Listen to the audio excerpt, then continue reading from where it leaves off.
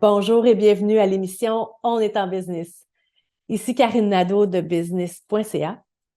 Il me fait vraiment plaisir de pouvoir vous partager ce concept unique qui raconte des vraies histoires de dirigeants qui seront là avec moi et qui partageront leurs problématiques vécues, des problématiques actuelles ou des problématiques du passé et comment business.ca est venu aider à trouver des solutions.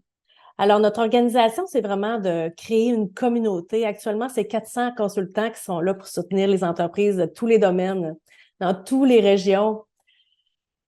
Peu importe leur taille et peu importe leur problématique, tous les consultants de business.ca sont là pour aider les entreprises. Et business.ca, c'est une grande co-création. C'est une grande communauté. Et j'espère qu'à travers ces émissions-là, les entreprises, en fait, les représentants d'entreprises et des consultants pourront être inspirés et trouver des solutions pour leurs propres problématiques et pouvoir continuer leur croissance. Au plaisir de vous rencontrer et je vous souhaite d'avoir beaucoup de plaisir et d'inspiration en écoutant nos émissions.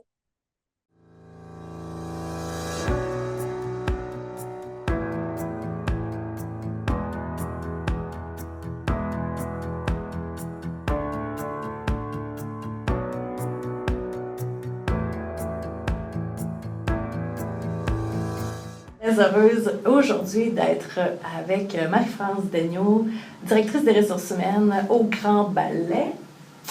Donc, elle nous accueille chaleureusement dans ses locaux.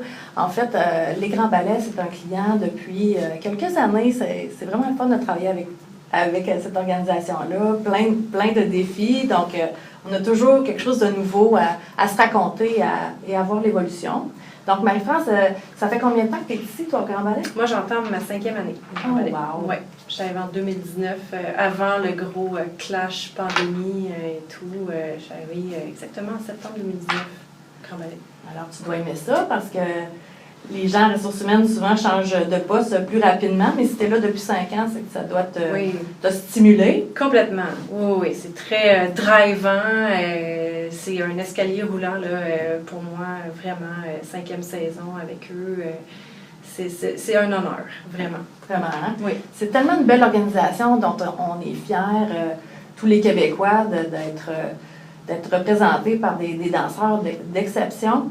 Comment ça se passe vraiment dans la vraie vie au Grand Ballet? Parce que pour le commun des mortels, c'est tellement wow de penser de travailler au Grand Ballet, mais tu sais, dans votre quotidien, est-ce que vous voyez des spectacles à longueur de journée? Ah, tu sais, comment ça se passe? Non, pas du tout. Non? Ben, ça dépend dans quelle sphère tu travailles au Grand Ballet, mais c'est sûr que quand tu es principalement comme ma sphère dans le milieu de l'administration, nous, on est plus le backstage du backstage du backstage. Là. Donc, ça ressemble à des tâches administratives, là, comme travailler dans un bureau d'avocat. On gère des employés, on fait des listes, on fait de la paye, on fait du recrutement. Ça varie là, vraiment au niveau des tâches, mais c'est sûr qu'on a l'atelier de costume qui est là à l'interne avec nous, qui est une très grosse équipe là, qui est gérée vraiment ici à Montréal. À l'interne, tout est fait à Montréal. Donc, pour eux, la réalité est beaucoup plus dans le quotidien rattaché au spectacle, là, à la danse, qui ont plus l'impression d'être en spectacle, de faire partie là, plus tactilement.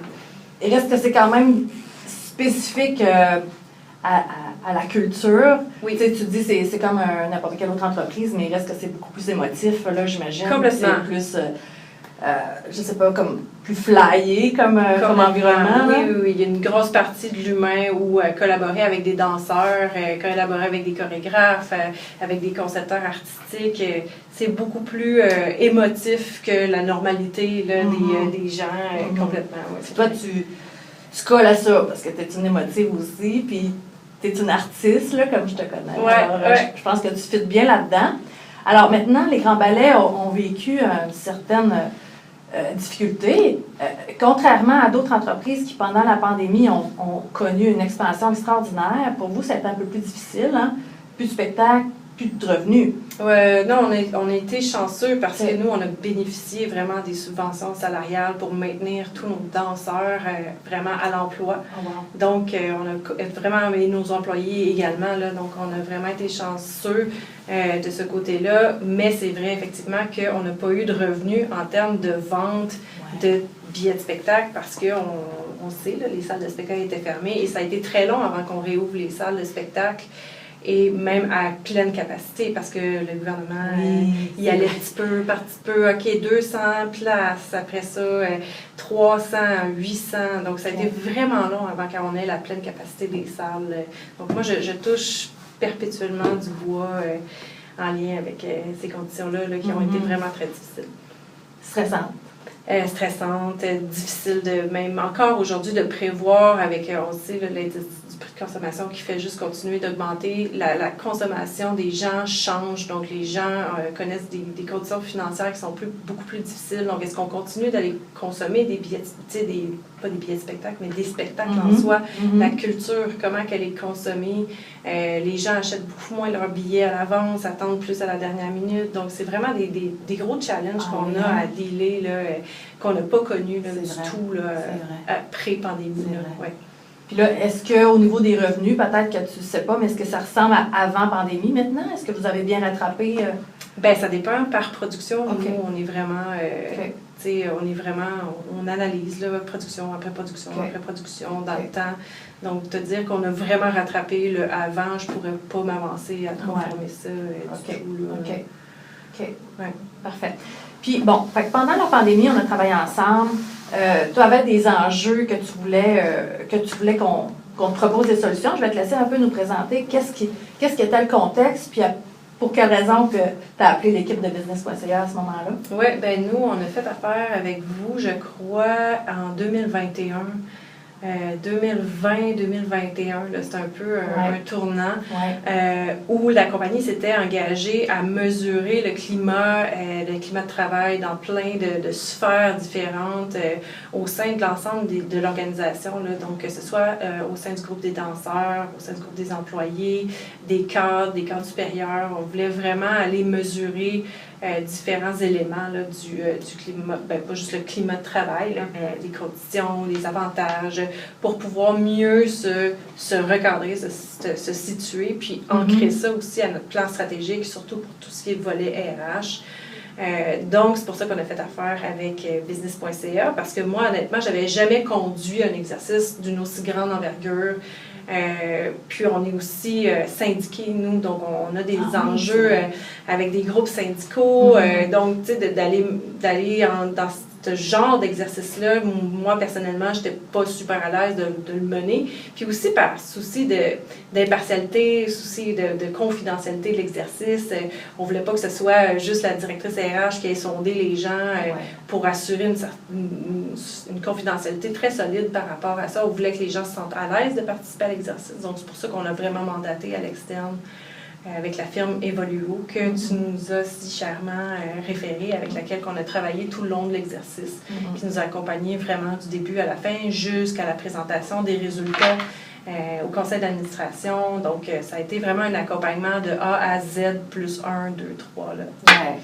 Parce que là, après ça, vous avez mis en application certaines recommandations complètement. De Julie, de Evoluo, son équipe. Alors, est-ce que tu peux nous donner un exemple de trucs qui a été mis en place puis que tu vois peut-être des résultats? Je le sais que par contre, c'est quand même difficile de voir des résultats même après 3, 4, 5 mois. Tu sais, les résultats sont les impacts des actions sont souvent à plus long terme. Mais déjà, si tu peux me donner un exemple de ce que tu sens qui a été bien reçu et mis en application puis que tu vois des petits changements? Oui, bien c'est sûr qu'au niveau, on va toujours sonder aussi au niveau des conditions salariales, les conditions en lien avec les avantages sociaux, etc. Donc, c'est sûr que nous, on a déjà bonifié les mesures d'avantages sociaux. Bien, donc, là, la satisfaction, je vois qu'il y a des résultats parce que c'était pas mis en place avant, mais plus en termes de développement organisationnel, on est allé vraiment mettre de l'emphase sur de la communication interne. Avant, il n'y avait pas de mécanisme de communication interne et c'était vraiment une grosse lacune. Les gens, ils ne savaient pas qu'est-ce que les autres faisaient. Ils ne savaient pas vraiment, même les anniversaires, ça peut vraiment être très basique, là, mais Donc, nous, on a mis en place un infolettre interne qui s'appelle En Mouvement. Donc, tous les mois et demi, il y a cette communication-là interne qui est réalisée. On a juste des bons commentaires par les employés, elles sont plus impliquées. On a mis en place un comité social. Ça, c'est vraiment le petit bonbon, le freebie, mais de mettre du crémage entre les étages de gâteau. Et également, bien, c'est sûr qu'on est allé vraiment travailler en communication, en coaching de communication consciente pour l'équipe de direction. Donc, de faire un atelier là, vraiment de cohésion, plus d'équipe, des cadres supérieurs, d'apprendre à bien communiquer, d'apprendre un peu plus à donner du feedback. Ça a été... moi, je le vois, parce qu'étant moi-même du comité de direction, je vois à quel point ça a eu un gros impact en pandémie. De joindre un comité de direction à distance, c'était tout un challenge aussi, là. Wow! Ouais. Wow! Je suis contente de t'entendre. Pour moi, je pense que ça peut faire le tour de notre entrevue d'aujourd'hui parce que, dans le fond, je vois que toi, tu es une personne hyper motivée dans une organisation hyper motivée avec des beaux projets. Je ne sais pas si tu avais d'autres choses que tu aimerais nous communiquer. Je pense que notre public va être content de voir que des sondages organisationnels, c'est important, peu importe la taille de l'organisation, puis que c'est vrai que c'est important de le faire par une tierce personne. Puis les actions sont mises en place, puis c'est pas nécessairement... Tu sais, tu parles de newsletter ou de journal interne, c'est pas des méga gros projets, là. C'est des petites affaires qui font tellement plaisir. Ouais. Alors, je ne sais pas si tu voulais ajouter quelque chose à notre rencontre. Bien, nous, c'est sûr qu'à chaque fois qu'on va avoir chaque fois qu'on a un projet qui arrive sur la table, que ce soit du développement de formation ou que je pense à faire affaire avec le business, parce que vous avez l'avantage de nous apporter une palette de différents consultants où là, on peut vraiment se sentir écouté dans nos besoins, puis c'est vraiment très spécifique. Puis moi, j'ai pas le temps de magasiner 500 consultants. Il y en a tellement...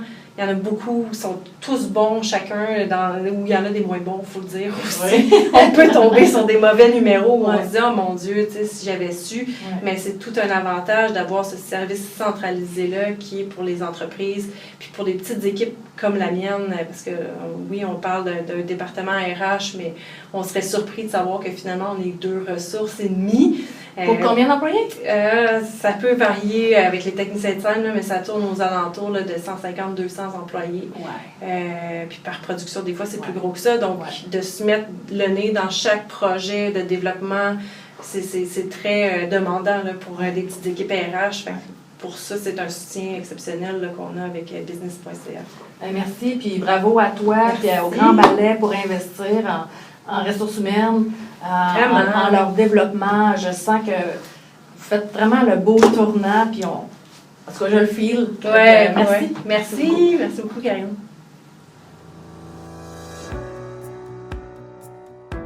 Voilà, j'espère que vous avez apprécié cet épisode de l'émission On est en business.